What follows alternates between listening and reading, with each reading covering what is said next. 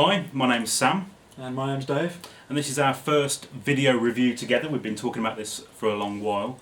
But today we're going to be talking about Batman v Superman, Dawn of Justice, that we just saw last night at the midnight showing in Birmingham here in the UK. So Dave, what do you reckon about Snyder's films on the whole? I think he's more of a sort of visual storyteller, really. I think he is very much the go-to guy for comic book properties, really. I think he has a clear vision of, what he would want from a film, and I think sometimes it is at odds with everybody else's sort of how they would tell a story. But I think he's definitely capable of making very striking, visually stunning films. Yeah. So going forward for the film we just watched, initial reactions, could you sum it up in just a few sentences for us, what you thought about what we just saw last night? Enjoyable, perhaps a little bit uneven. Yeah. But I was impressed with it. Yeah, I think on the whole I came away with a sense of pleasure. I enjoyed the film. Looks stunning. I felt like you could have freeze framed the film at any second. There were some amazing shots. And you would have had a beautiful picture any time. So definitely kudos to the director of photography and for Zack Snyder. He knows how to bring people together to paint a picture, and that's why I love him as a director so much. As bold and as controversial as he sometimes can be. I agree. I thought the film brought out some great performances and brought out perhaps some questionable ones as well. I suppose with Affleck, for me, being the star really of what was going to be a Superman sequel. I mean, when he was first announced, there was a lot of sort of trepidation about, whether he was the right choice. And to be fair, I remember thinking to myself, well, here's an actor who's essentially got a lot to prove after, perhaps a bit of a hard time in Hollywood. Yeah. I think, if he's going to sort of take on a role like this, he's obviously got a lot to prove, and he's obviously going to try, to please a lot of people, and to make the best of it. And I genuinely thought that he was a good choice. Yeah, and I thought we perhaps got the most balanced Bruce Wayne and Batman, albeit a very different Batman to perhaps how we're used to. Yeah, and I think he sort of played it. We already knew sort of Batman's story, and I think there were lots of little visual touches that hinted at, at this point in time, the character's very embittered about the way things have gone for his character, and there is a definite sense that he plays it like he has a history already. Yeah, definitely, and not that we're going to spoil anything in this video, but there are several nods to stuff that has clearly happened outside of a timeline that we as the audience have been privy to. But it really adds a depth to Affleck's performance, definitely. How did you feel about Henry Cavill this time around? Yeah, I think way back from Man of Steel, I've enjoyed and appreciated his performance as Superman. I think it's difficult because he's a different Superman as well to what we're used to. Gone are sort of the light-hearted, geeky, nerdy touches when he's around the Daily Planet office, and it's a much more serious Superman. You don't have necessarily like the sort of feeling that he's had much chance to build up his Clark Kent character. But that being said, I think he definitely looks the part. I think he definitely acts the part of Superman. And I think he is the Superman for the modern age. Such. And I think in this film as a whole, again, not to spoil anything, but they deal with issues that perhaps a Superman film has never dealt with before. Ideas of responsibility, all the sort of the political connections between and the ramifications of what's gone on in the last... And as well as rejection. Yeah.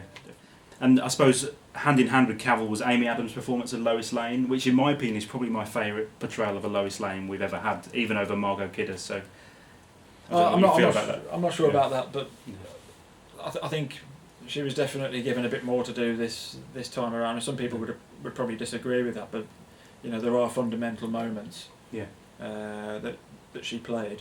But much better this time. She's definitely the central female lead of this film. I would probably argue.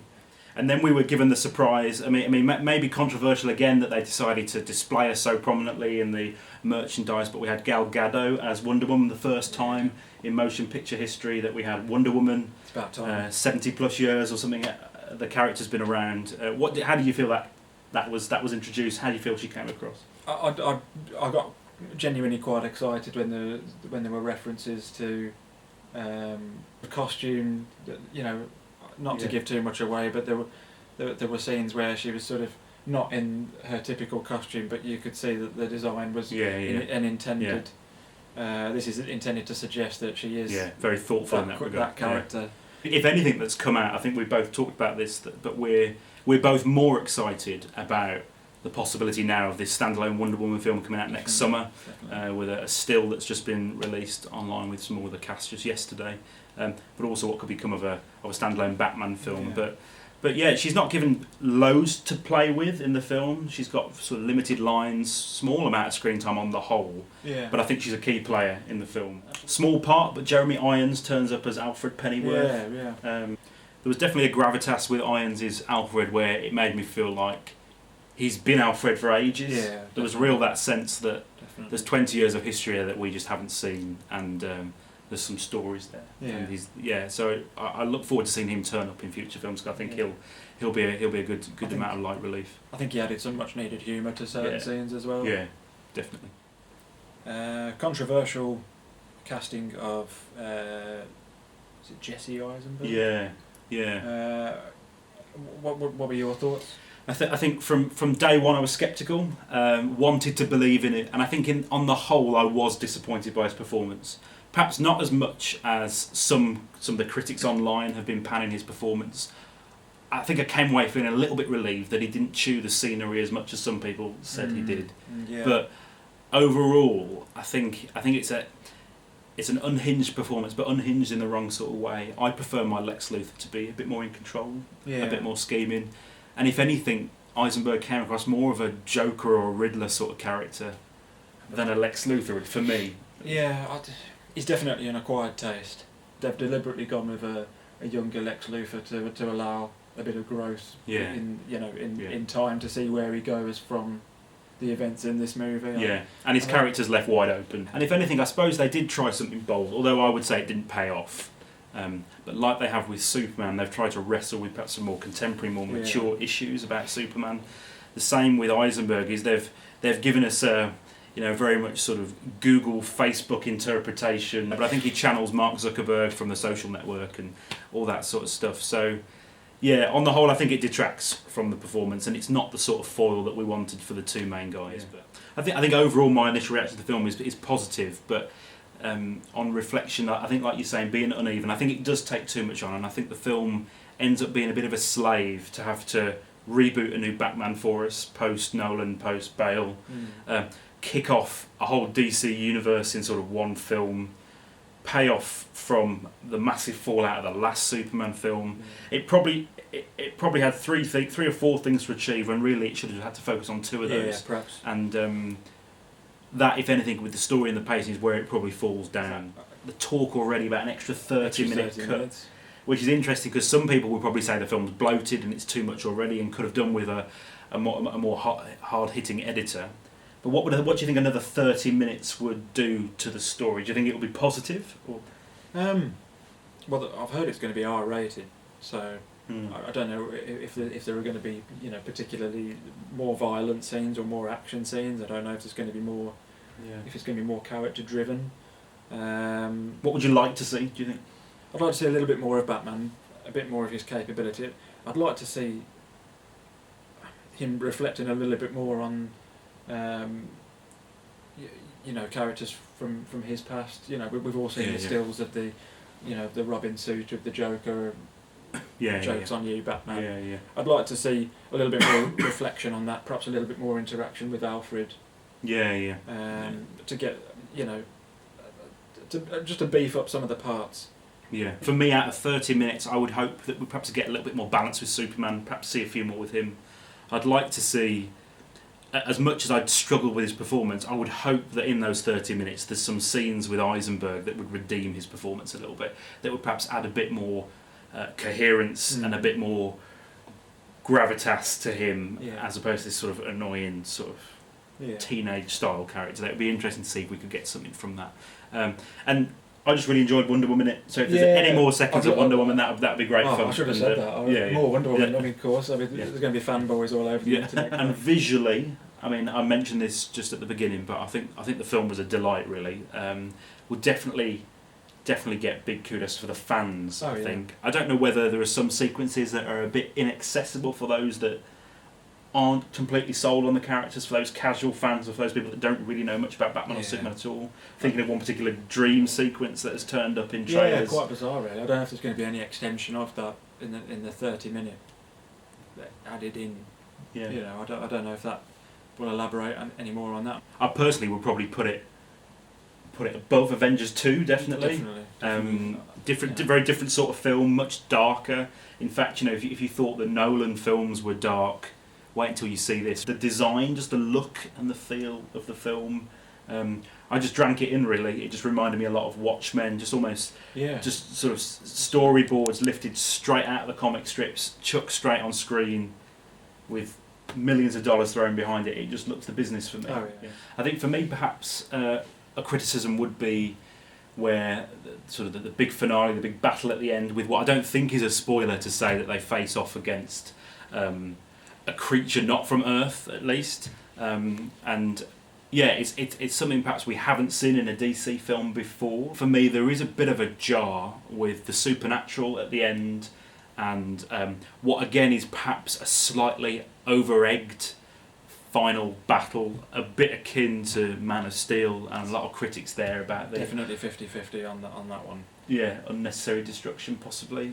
I wonder whether the last bit was slightly rushed. I just don't think the CG seemed as sharp as perhaps some of the scenery and some of the other things did earlier on in the film, and yeah, perhaps the design of the creature, which we won't name just for those people that don't want it spoilt, but it seemed for me perhaps something more lifted out of, say, like the Hobbit Battle of the Five Armies than it did something that fits in this same world as Batman and Superman are. I think that's going to get a lot of the same sort of criticism. And I think that's where it's going to. I think that's where it's going to fall down. But I suppose as the way a story device works, they needed something to bring two main characters and the third one to get, Wonder Woman together as well. I think it served a purpose, but I think some people are going to criticise Snyder and ask, did he really learn from all the displeasure that people had about overload of CGI in the last 10-15 minutes? But final thoughts overall? Yeah, final thoughts overall. I think it's going to please the fans. Casual fans may find it a little bit too much, but for me, I'm a sucker for this sort of thing, so I loved it. I thought it looked brilliant. I thought we've got potentially the best Batman that we've had on a motion picture, certainly since Michael Keaton. And my favourite. Yeah, and I think just for Wonder Woman alone, it's about time we got that movie. Definitely. So for me, it's got a big thumbs up, and I'm happy to stand by Snyder and say he's a great director and he knows what he's doing. Yeah. What about you? I would say Ben Affleck really worked as Batman for me. Yeah. I don't think anybody has anything to worry about with regards to that particular subject. I think the way it was shot, the way it was lit, the references to other films. I won't spoil that. But yeah, on the whole, really enjoyed it. So that's our summary. We've talked quite a bit about different areas of the films. If you've liked what we've done today, just talked about performances and what our reactions were and how we thought about the film overall, then please do encourage us, hit the thumbs up, subscribe. We'd like to do more of these if we have an audience for them. And we've got some plans for some new ones coming up shortly, both for upcoming films and also perhaps some retrospective look at films that we feel are underrated. And we'll be giving them marks out of 100. And not appreciated. So my overall mark out of 100 for Batman vs Superman Dawn of Justice would be a generous 78, but I just feel, after the glow of just watching it a few hours ago, that I'm chuffed. I would say a 75. I think that's a good... Nice round number. Nice round, ish. Yeah. 75. Yeah. Perfect. Thank you very much. And as I say, hit subscribe, hit the thumbs up, and it'd be great to see you again. Thanks.